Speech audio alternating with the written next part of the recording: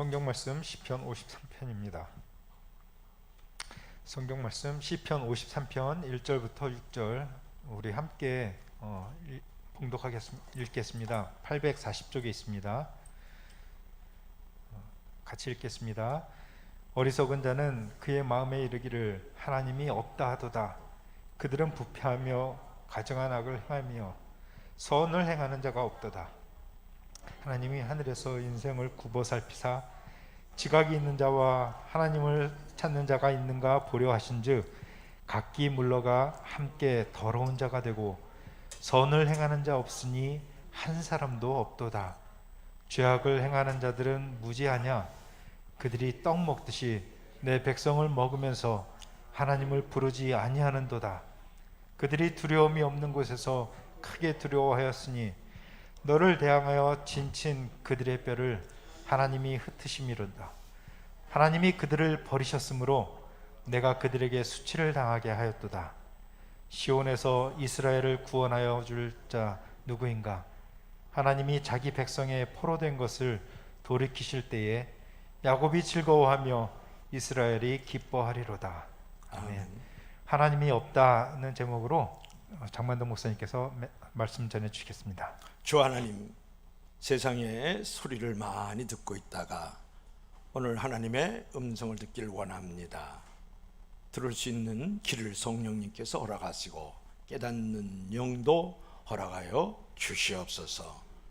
어둠과 이 우울 속에서 빛 가운데로 또 소망 가운데 나오는 귀한 시간 되기를 원하올 때 예수님 이름으로 기도합나이다. 아멘. 사진 한번 볼까요?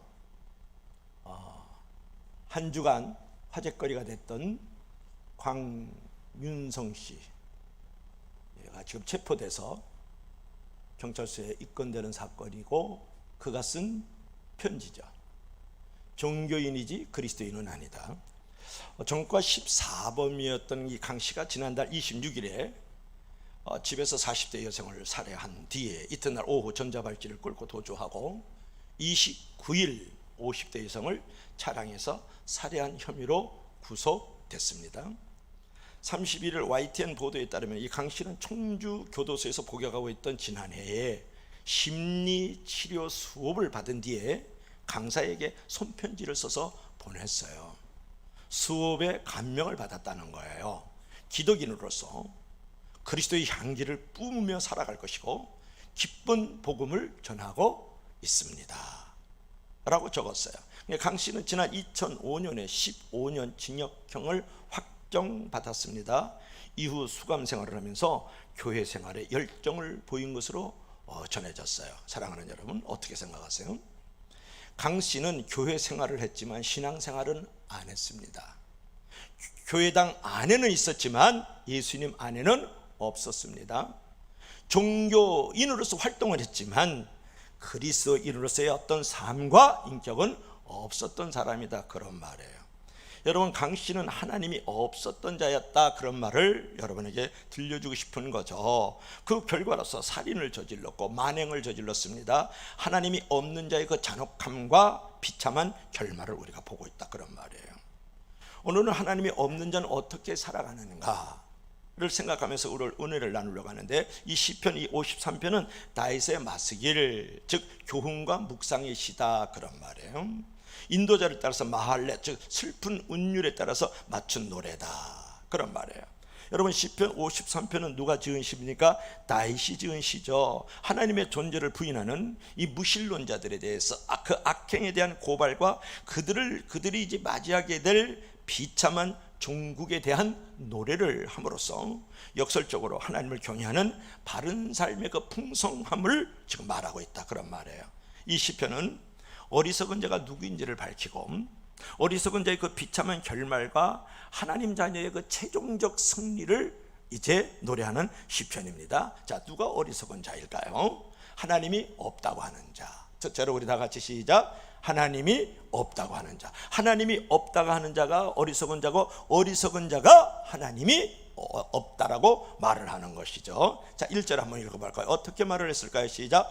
어리석은 자는 그의 마음에 이르기를 하나님이 없다 하도다. 그들은 부패하며 가증한 악을 행하며 선을 행하는 자가 없다. 여러분, 흔히 사람들은요, 똑똑하지 못하고 지혜롭지 못하고 배우지 못한 자를 어리석은 자라고 하지만 다윗은 그렇게 말하지 않았죠. 다윗은 뭐라 그랬습니까? 하나님이 없는 자, 무신론자가 어리석은 자다, 그렇게 말하고 있다는 것을 여러분 기억할 필요가 있지 않습니까? 왜 어리석은 자는 하나님을 없다고 하는가? 또 하나님이 없다고 하는 사람은 왜 어리석은 자인가? 그런 말이에요. 자기가 모든 것을 마음대로 하는 인간 하나님처럼 되기 위해서, 그러니까 자기가 하나님처럼 되기 위해서 하나님이 없다, 그렇게 얘기를 하는 거예요. 그래서 하나님이 없다고 하는 이 어리석은 자는 자기가 하나님이니까 내 마음이 교만한 거예요. 교만하다. 그러니까 무신론자는, 하나님이 없다고 하는 사람은 이렇게 말을 해요. 하나님이 없어도 얼마든지 인간이 도덕적일 수 있거든, 안 믿어도 돼, 윤리적으로 살 수 있거든, 이런 말을 해요. 그리고 하나님이 없어도 말이야, 평화로운 나라를 만들 수 있어, 지상에 낙원을 만들 수 있다, 유토피아 만들 수 있어, 왜 그래? 이제 그런 주장은 역사를 봐도 그렇고 어리석은 주장이고, 현실을 봐도 어리석은 주장이고, 자기 모습만 봐도 얼마나 어리석어요. 하나님 없어도 얼마든지 바르고 똑똑한 윤리적 도덕적 삶을 산다고 너 자신을 보면 알잖아요. 역사를 한번 볼까요? 여러분, 하나님이 없다고 한 대표적인 사상가가 누구예요? 니체잖아요. 니체. 조금 세게 하면 시체, 이렇게 얘기할 수 있는데, 얼굴을 보세요. 얼마나 허무주의예요. 벌써 아주 비관주의가 얼굴에 탁 스며 있지 않습니까? 나중에 미쳐 돌아 죽어요. 그 옆에 이것을 아주 추종하고 따랐던 이 사상가를 따랐던 사람이 누구야? 성은 희시고 이름은 틀러요. 이름을 잘 줘야지. 비 틀린 사람은 살잖아요. 그래가지고 이 친구가 하는 말을 한번 읽어봐요. 시작. 지구상에서 우수한 종족이 아닌 민족은 모조리 쓰레기에 불과하다. 이게 히틀러가 말한 말이에요. 여러분, 니체는 하나님이 없다는 사상가잖아요. 너무 잘 알죠. 그의 초인사상, 그의 강자논리. 초인사상은 간단해요. 삶의 주인은 나다, 이거야. 그러면서 위대한 존재로 거듭나야 된다. 얼마나 말은 좋아요. 숨어있는 그 무서운 실체가 있는 거죠. 그런데 보세요. 히틀러는요, 히틀러 무리들의 그 무자비한 폭력성을 전당화하는 사상적 배경이 누구냐 그러면 니체예요. 히틀러가 지구상에서 우수한 종족이 아닌 모든 민족은 쓰레기에 불과하다 라고 외쳤던 것도 니체의 영향 때문에, 이 강자 논리거든요. 니체의 사상을 추종했던 히틀러는요, 유대인만 몇만 명 죽여서 600만 명 죽였다고요. 학살했다고요. 불태워 죽이고요, 사람을 기름을 짜서 탱크에 집어넣고 말이죠, 생매장시키고 말이죠.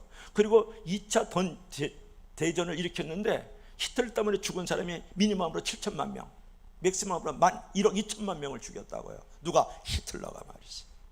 신실한 그리스도인들을 죽였습니다. 또한 가장 해로운 악은 약자를 적극적으로 동정하는 종교인 기독교라고 하면서 강자만이 살아남아야 된다, 그런 노예 도덕적 인간을 말했어요. 이게 무슨 말이냐면 크리스천들을 가장 아주 해로운 악의 존재라고 그랬거든요. 누가?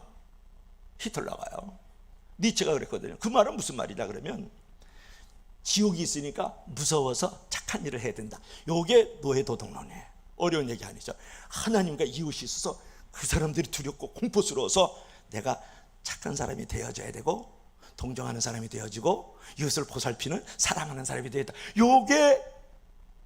이게 이제 도덕적 인간론이에요. 그들이 말하는 노예 도덕적 인간이다, 그런 말이에요. 우리는 그렇지 않죠. 하나님께서 독생자 예수를 내어주셨어요. 그 사랑에 우리가 은혜의 빚진 자야. 그분께서 십자가에 달려 죽으셨어요. 우리의 모든 죄값을 지불해 주기 위해서. 그래서 그 은혜가 너무 고맙고 감사해서 사랑하고 고맙고 감사해서 이웃을 베푸는 삶을 살아가요.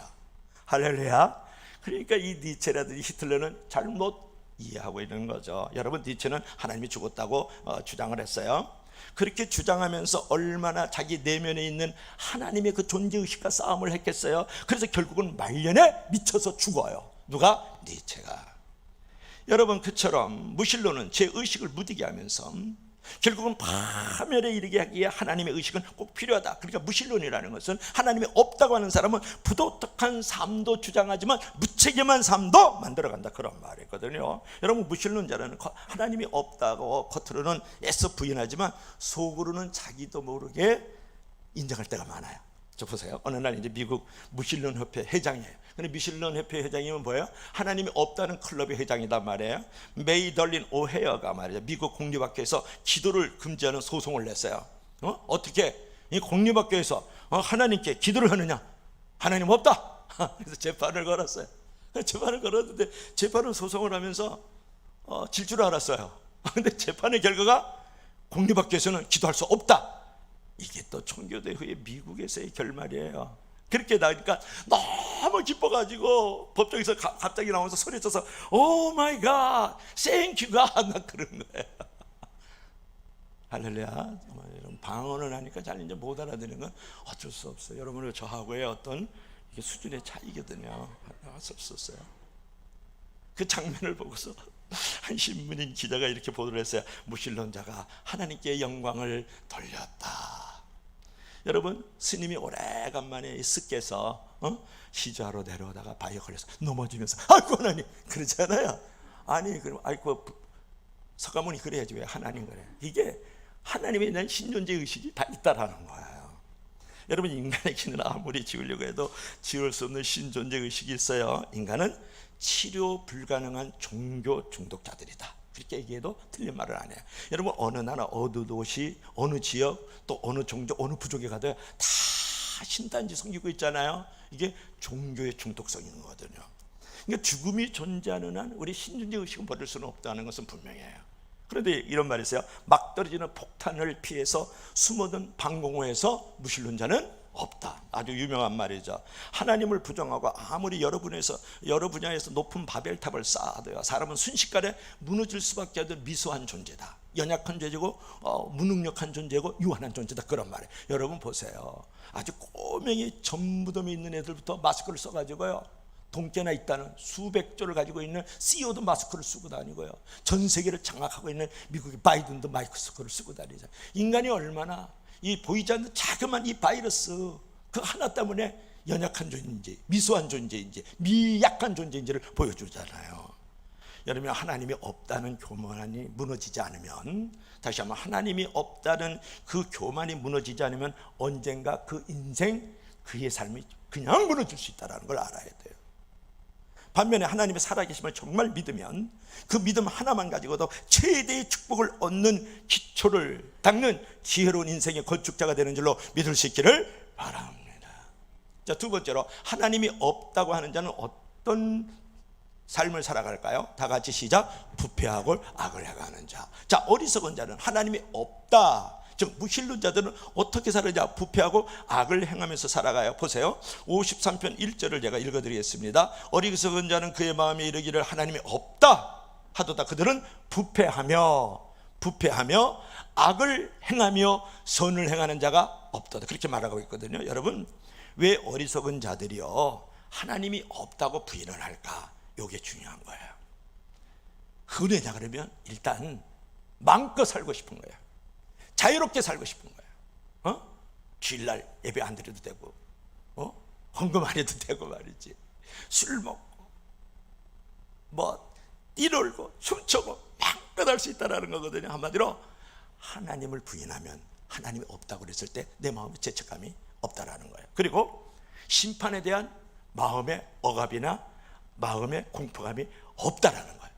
양심을 꺾임없이 마음대로 살고 싶은 마음에 하나님이 없다라고 하는 거예요. 그러니까 무신론자는 하나님이 없어서 없는 게 아니라 자기가 하나님이 없어야 된다고 믿어야 자유롭기 때문에, 편안하기 때문에 하나님이 없다고 하는 거 아세요, 여러분?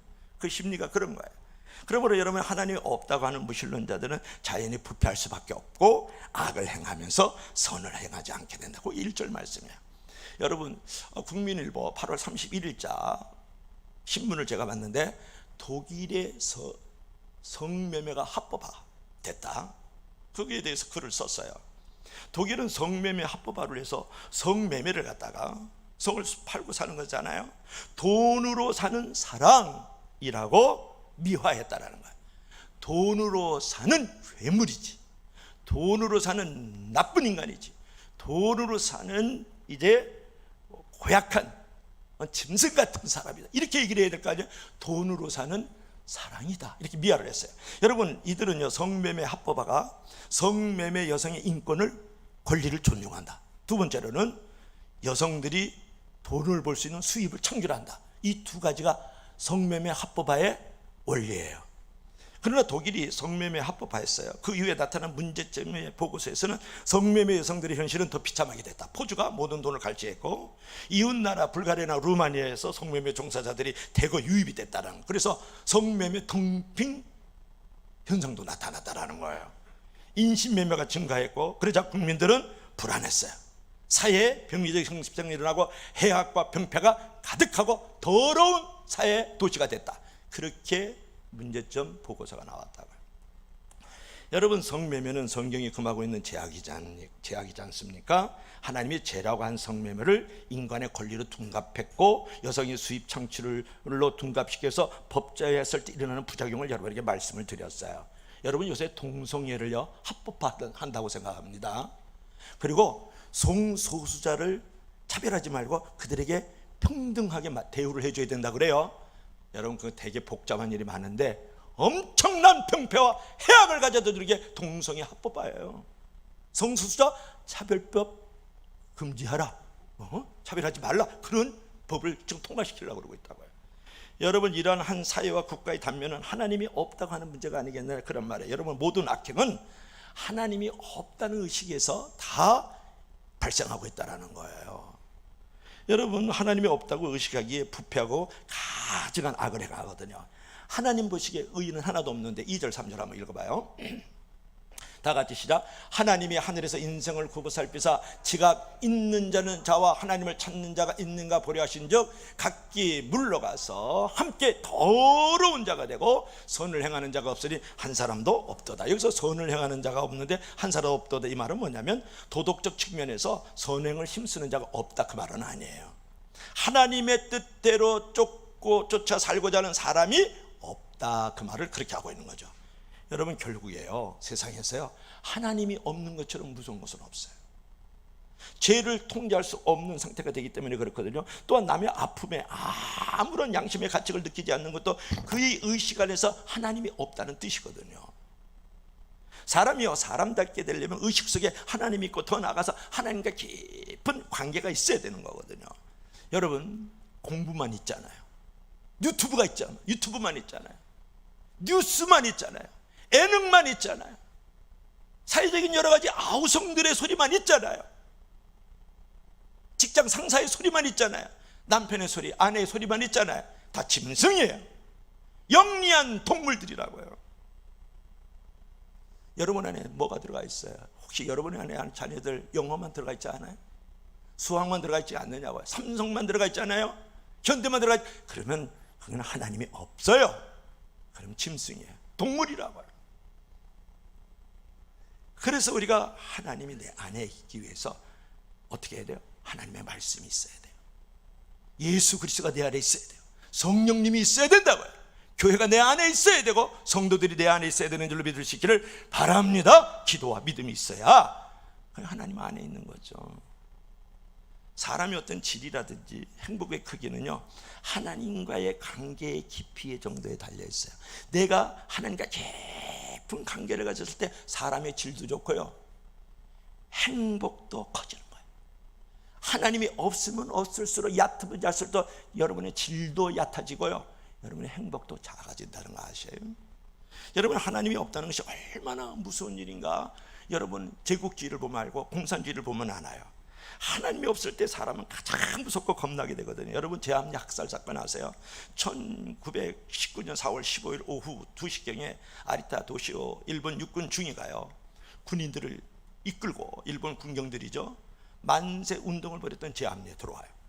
마을 주민 30명을 제암리 교회 안에다 집어넣었어요.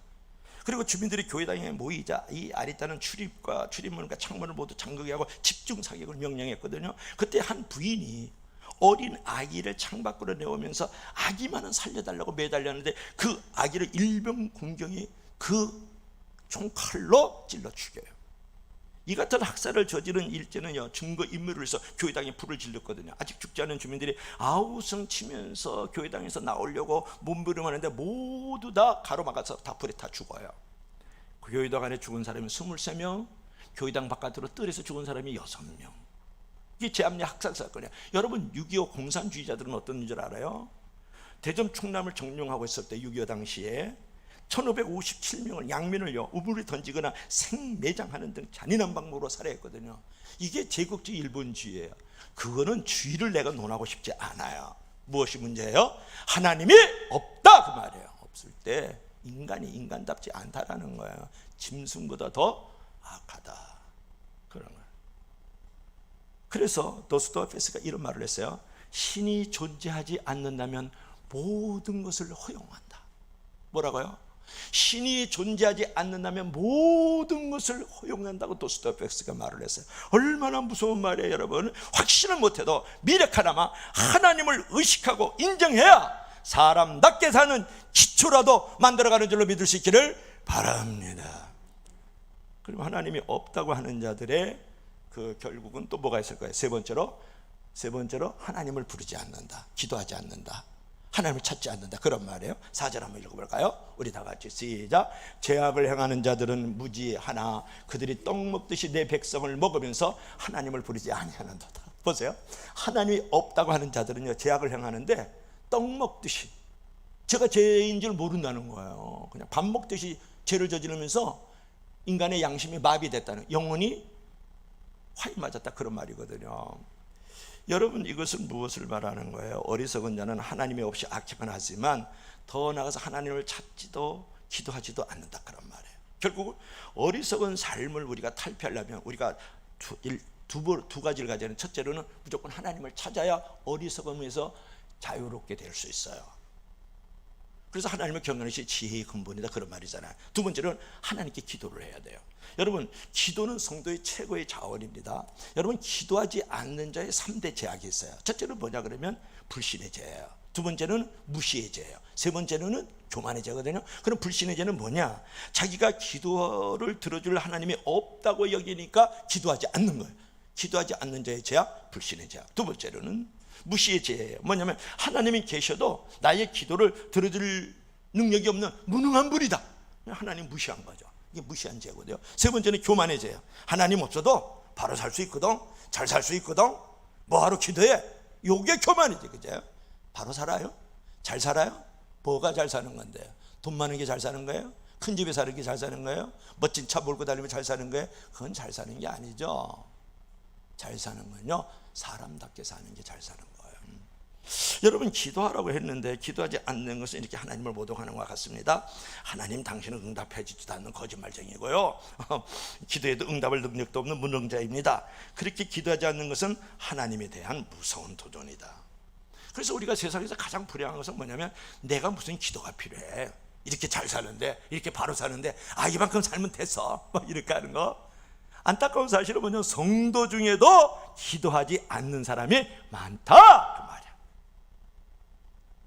그게 죄악이다 그런 말인데, 한번 볼까요? 기도하지 않는 자의 모습이 이 지팡이가 없는 모습이에요. 지팡이, 그죠?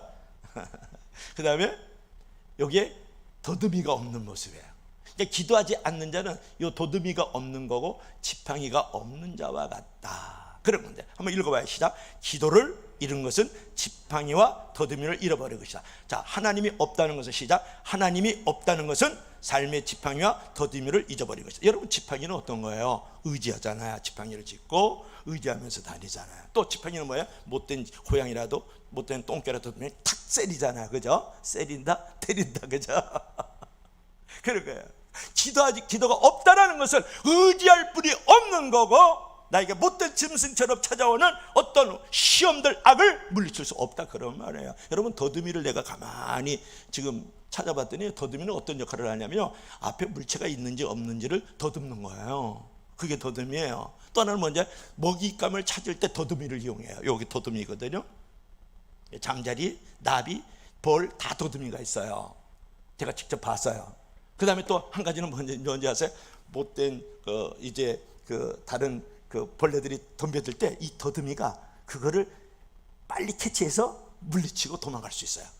그건 뭘 말하냐면 기도가 없다라는 것은요, 앞에 무엇이 있는지 모르고 더듬는 인생이 된다는 거예요. 또 하나는 뭐냐? 내가 날마다 영혼의 양식도 먹고 일용할 양식을 먹어야 되는데 그거를 먹을 수 있는 것을 잊어버린다, 그런 말이에요. 더듬이를 잊어버린다는 것은. 또 하나는 뭐예요? 나를 해치려고 오는 못된 벌레들을 빨리 깨닫고 도망도 해야 되고 그걸 물리쳐야 되는데 그걸 잊어버린다. 여러분, 기도가 없고, 즉 하나님이 없을 때는 지팡이도 없어지고 더듬이도 없는 인생을 살아간다, 그런 말이에요. 얼마나 불행한 존재입니까? 여러분, 시편 53편하고 54편은 누가 썼냐면 다윗이 쓴 시편이에요. 자, 54편 1절 2절 한번 읽어볼까요? 우리 다 같이 시작. 하나님이여 주의 이름으로 나를 구원하시고 주의 힘으로 나를 변호하소서. 큰 목소리로 하나님이여 내 기도를 들으시며 내 입의 말에 귀를 기울이소서. 7절 다 같이 시작. 주께서는 모든 환난에서 나를 건지시고 내 원수가 보응받는 것을 내 눈이 똑똑히 보게 하소서. 여러분, 다윗을 죽이려 했던 사람이 누구예요? 사울왕이잖아요. 그래가지고 추격을 피해가지고 광야 숲을 속으로 숨어 들어가요. 사면초가예요. 도망갈래야 도망갈 수, 죽을래야 죽을 수도 없는 그런 숲을 광야에 들어가게 되는데 다윗이 생명이 위험하잖아요. 어디로 도망칠 수 없는 상황. 그런 다윗은 위기 때마다 구원의 손을 펴주신 하나님을 생각하면서 자기를 미워하는 사람들을 원망하지 않고 두려움보다도 하나님에 대한 믿음이 일어나서 하나님 앞에 부르짖어 기도했던 것이 1절, 2절, 7절까지의 말씀이에요. 그때 하나님께서 사울 왕의 추격을 막아주시고 그 위기에서 벗어날 수 있다. 이것이 사무엘상 23장의 내용이고 다음 편에 있는 54편의 내용이거든요. 여러분, 기도라는 것은 하나님의 자녀들에게 주어진 가진 값진 선물이잖아요. 그 선물 활용하고 싶지 않으세요? 기도하면 하나님의 책임감을 가지고 가장 선하게 응답해 주신다고요. 여러분, 코로나19 이 팬데믹 현상 속에서 사회적 거리 두기를 하다 보니까 기도도 거리를 두기를 시작을 해요.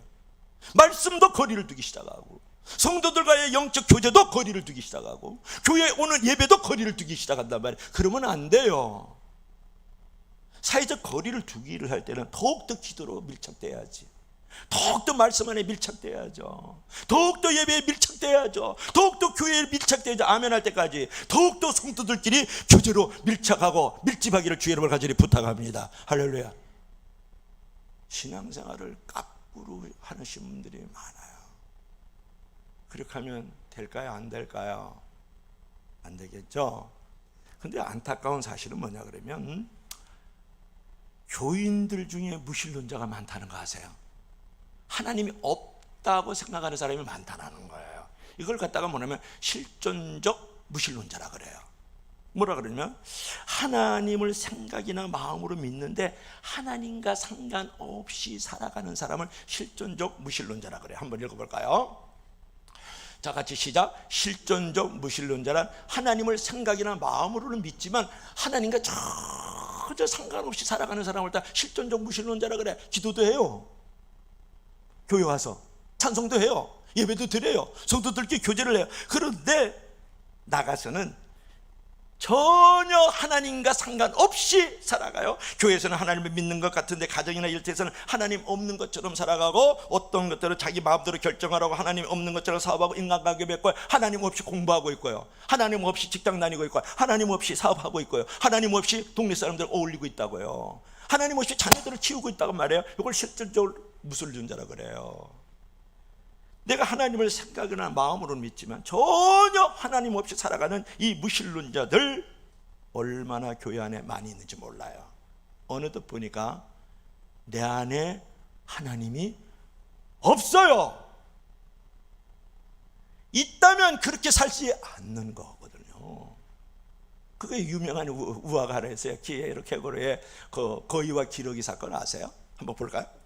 한번 봐요. 이거 뭐예요? 얘기를 하세요. 뭐예요? 거위잖아요. 땅만 파면서 사료만 먹고 사는 거위. 아, 오늘 기러기잖아요. 오늘 기러기 보러 저 오이도 한번 나가야 되겠다. 기러기는 쫙 창공을 차고 비행을 쫙 하면서, 그죠? 그 푸르른 하늘을 방긋 즐기면서 춤추고 있잖아요. 멋진 삶을 살잖아요. 근데 어느 날 하늘에서 기러기 한 마리가요, 거위들이 있는 데서 내려와요. 이유는 하늘 나는 법을 가르쳐 주려고. 그냥 푸른 하늘을 입고 사니 거위들이 불쌍하잖아요. 근데 거위들이요, 기러기가 하늘을 쫙 비행을 하면 멋지고 푸른 하늘도 볼 수 있고 말이야, 먹잇감도 많이 볼 수 있고 먹을 수 있고 말이야, 너무너무 멋진 삶을 살 수 있다. 그러니까 몽상가래 안 믿어. 그러니까 도무지 날 생각을 안 해요. 그러니까 외면당하던 기러기는 끝내 의기소침해서 자기도 거위처럼 날지 못하게 되었다. 이게 거위와 기러기 사건이에요. 기록회고가 말합니다. 거위는 절대 기러기가 될 수 없고, 그러나 기러기는 곧잘 거위가 되어버리고 만다. 이게 어려운 말이에요. 신자는 곧잘 불신자처럼 산다, 그런 말이에요. 여러분, 기독인들이 경계해야 돼요. 인간의 영혼이 얼마나 타락하기 쉽고 허약하고 나약하고 무능한 존재인지, 유한한 존재인지. 우리는 사실 하나님이 마음에 없어요. 엄격하게 생각해서요, 내 안에 어느 날 하나님이 없다. 하나님이 내 안에 있으면 하나님과 사람 앞에 그렇게 서 있지를 않아요. 내 안에 정말 하나님이 있으면 내 인생을 그렇게 가질 않아요. 내 안에 정말 하나님이 있다면 그렇게 살지 않습니다. 어느 날 보니까 나는 내 안에 하나님이 없는 거예요. 여러분, 오직 문제가 되는 것은 뭐냐면 하나님이 있다고 하면서 하나님이 없는 것처럼 사는 게 문제거든요. 여러분, 죄인이 예수님 앞에 나오면 예수님은 변호사로서 그를 감싸줍니다. 그게 보혜사잖아요. 예수님을 거절하면 어느 날 예수님이 심판주로 만나는 거예요. 채찍을 갖는 자로 온다고요. 그 사실을 깨닫고 여러분, 하나님 없다는 불신자들은 예수님을 정말 영접하고 내 안에 하나님을 둬야 돼요. 그리고 실존적 무신론자들은 하나님을 말로나 생각은 갖고 있는데 하나님이 없는 자들은 기도로 다시 믿음으로 돌아서 하나님을 내 중심에 모셔야 돼요. 다시 한번 말씀과 성령으로 하나님을 내 안에 모셔야 된다고요. 다시 한번 순종과 거룩으로 하나님을 내 안에 모실 수 있는 저와 여러분들이 되길 주의 이름으로 간절히 축원합니다. 그럴 때 부패하지 않고, 그럴 때 악하지 않고, 그럴 때 내가 하나님을 찾지 않는 삶에서 방황하지 않는다고요. 자, 마지막 네 번째로는 다 같이 시작. 잘못된 두려움을 갖는다. 마지막으로 뭐예요?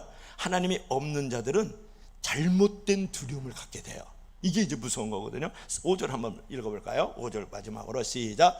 그들이 두려움이 없는 곳에서 크게 두려웠다. 아멘. 여기서요, 두려움이 없는 곳에서 크게 두려워해요. 이게 하나님이 없다고 하는 자들의 일상이에요.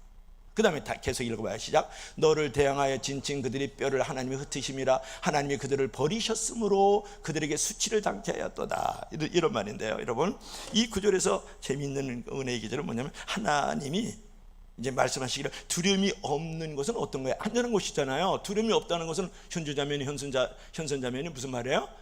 안전하다는 곳이잖아요. 그런데 대적자들은 별로 두려워할 필요 없는 곳에서, 그 안전한 곳에서 두려워하면서 산다, 그런 말이에요. 이게 무슨 말일까요?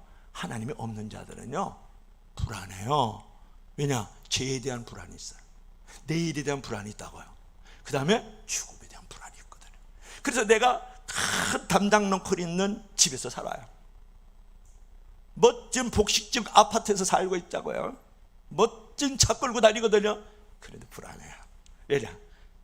내일에 대한 불안, 죄에 대한 불안, 나를 내가 지켜야 된다는 불안해. 안전한 곳에서도 크게 두려워하면서 사는 것이 하나님이 없는 자들의 일상이다, 그런 말이거든요. 뼈를 흩으심이라, 그런 말이에요. 뼈를 흩으셨다는 말은 뭐냐? 하나님의 철저한 심판을 말하거든요. 히브리인들은요, 무덤 속에 들어가지 않는 것을 갖다가 큰 수치나 저주로 여겨서 뼈를 흩어버리니까 무덤이 없는 거예요. 여러분, 하나님을 대적하는 자, 맞선 자들은 뼈를 흩어가지고 시신을 매장하지 못할 정도로 비참하게 전멸시키고 괴멸시켜 버린다, 그런 말이거든요. 여러분, 하나님은 하나님을 버리는 자를 비참하게 버림으로 하나님의 자녀로부터 오히려 수치를 당하게 만들겠다. 그러한 비참한 처지를 되돌리려고 그러면 하나님께로 빨리 돌아서 신존재 의식, 즉 하나님의 의식을 가지고 그분을 모셔드리고 환영하고 내 마음의 중심에 모셔야 돼. 그때에 오늘 6절 하반절에서 말씀하는 것처럼 기쁨과 즐거움도 회복된다. 야곱의 즐거움과 이스라엘의 기쁨을 주겠다. 이제 그런 부분. 그러니까 하나님의 자녀는 결국 구원받고 회복됨으로써 즐거우면서 기뻐하게 된다, 그런 말이거든요. 누구에게 즐거움과 기쁨이 넘칠까요? 누구에게? 하나님을 두려워하고 세상을 두려워하지 않는 자들에게. 여러분, 하나님을 두려워하지 않고 세상을 두려워하면 평안이 없고 자유가 없고 기쁨이 없고 즐거움이 없어요. 그런데 하나님을 두려워하고 세상을 두려워하지 않을 때, 이게 비밀이에요. 이게 복음의 신비거든요. 하나님을 두려워하고 세상을 두려워하지 않을 때 내 마음에 평안이 있고 자유가 해방이 있고 기쁨이 있고, 오늘 6절 하반절의 말씀처럼 야곱처럼 즐거움이 있고 이스라엘처럼 기쁨이 있는 줄로 믿을 수 있기를 바랍니다. 오늘 결론을 맺겠습니다. 자, 오늘 시편 53편 이제 우리 은혜를 상고했는데요, 보세요. 제가 6절을 한번 읽어볼까요? 시온의 이스라엘을 구원할 자 누구인가? 하나님이 자기 백성이 포로된 것을 돌이킬 때 야곱이 즐거워하며 이스라엘이 기뻐하리로다. 여러분, 하나님이 내 안에 있을 때에, 하나님으로 나를 채울 때에 내가 즐거워할 수 있고 기뻐할 수 있다, 그렇게 말하고 있어요. 여러분, 사람의 영혼은 뭔가를 채워지기를 원하는 빈장과 같아요. 내가 내 안에 하나님이 없으면 다른 걸로 채워지고 있거든요. 어떤 병이 있어요. 이게 컵이 있으면 물로 채워지지 않으면 뭔가 다른 걸로 또 채워지고 있는, 사이다로 채울 수 있고 콜라로 채울 수 있고 공기로 채워질 수 있고 가스로도 채워질 수 있잖아요. 사람의 영혼은 뭔가 채워지기를 원해요. 우리 모두가 다 유튜브나 뒤지고 있고 말이죠. TV 뉴스나 그냥 뒤지고 있고 말이죠. 그걸 채우고 있잖아요. 혹시 대통령 병에 걸린 사람들만 가득 차 있고, 예능 프로그램들만 가득 차 있고, 드라마로 꽉 차 있고, 내 영혼이 말이죠. 세상의 어떤 것으로도 그럼에도 불구하고 내 영혼을 채울 수 없어요. 왜냐하면 한 사람의 영혼은 천하보다 귀하기 때문에 천하를 넣어도 인간은 채울 수가 없는 게 있거든요. 돈으로도 채울 수 없고, 출세로도 채울 수 없고, 지식으로도 안 되고, 권력으로도 안 되고, 건강으로도 안 되고, 힘으로도 안 되고, 친구로도 여러분의 영혼을 채워서 만족함을 누릴 수 없다고요. 오직 하나님만이 우리의 영혼의 빈잔을 채울 수 있는 줄로 믿을 수 있기를 바랍니다. 그래서 여호와는 나의 목자시니 내게 부족함이 없으리라. 하나님이 내 안에 있을 때에, 그것을 충만할 때 부족함이 없는 인생을 산다는 거예요. 그래서 영혼을 다른 것으로 채우면 늘 부족함을 느끼지만 내 영혼에 하나님으로 채우면 부족함을 느끼지 않는 충만 만족이 있는 줄로 믿을 수 있기를 바랍니다. 그래서 영혼에 하나님이 있으면 늘 즐거움과 기쁨이 넘치지만 영혼에 하나님이 없으면 악한 일을 저지르고 부패하고 늘 목말라 하는 삶을 살아가게 된다, 그런 말이에요. 그러므로 영혼을요, 하나님으로 채우세요. 내 안에 하나님을 모시세요. 정말 모시라고요. 정말 하나님을 있게 하라고요. 그럴 때 여러분의 삶과 마음을 하나님이 조종하시면 그게 하나님의 평강이 임하고 자유가 임하고 기쁨이 임하고 희망이 임하고 복을 받잖아요. 그러므로 죄를 지었을 때, 괴로울 때, 불편할 때, 내 뜻대로 안 될 때 무신론자와 같아서 하나님이 없다 그러면서 도망가지 말고 하나님을 내 안에 모시고 구원의 즐거움과 기쁨을 체험할 수 있기를 주의 이름으로 간절히 부탁합니다. 마지막으로 도스토옙스키의 아주 중요한 말을 읽고 마치도록 합니다. 작지만 크게 읽어봐야 시작. 만약 신이 없다면 사람은 자기가 최종 심판자인 줄 알고 어떤 일도 벌일 수 있다. 신이 없다라는 말은 가장 무서운 말이다. 제가 마지막으로 읽습니다. 도스토옙스키가 이렇게 말을 했어요. 만약 신이 없다면, 하나님이 없다면 사람은 자기가 최종 심판자인 줄 알고 어떤 일도 벌일 수 있다. 신이 없다는 말은 세상에서 가장 무서운 말이다. 반대로 신이 있다는 말은, 하나님이 있다는 말은 세상에서 가장 축복된 말인 줄로 믿을 수 있기를 바랍니다. 기도합시다. 주 하나님 아버지, 오늘 시편 53편을 통해서 하나님께서 우리에게 교훈하여 주셨습니다. 다윗은 말하기를 어리석은 자는 하나님이 없다라고 말을 하면서 심히 악하고 부패한 삶을 살아가고, 또한 하나님을 찾지도 아니할 뿐만 아니라 즐거움과 기쁨도 누리지 못한다고 우리 가운데 교훈해 주었습니다. 주 하나님 아버지, 어느 날 나는 종교인이 되었습니다. 어느 날 나는 예배당 안에만 있습니다. 어느 날 나는 하나님의 얘기만 하고 있습니다. 내 안에 하나님이 없습니다. 하나님 아버지, 우리 택한, 우리 가슴 벅찬 모든 우리 성도들을 기억하여 주셔서 내 안에 하나님을 모시고 내 영혼에 하나님으로 충만히 채워져서 야곱의 즐거움, 이스라엘의 그 기쁨을 더할 수 있는 자들이 될 수 있도록 도와주시옵소서. 예수님 이름으로 기도합나이다. 아멘. 찬송가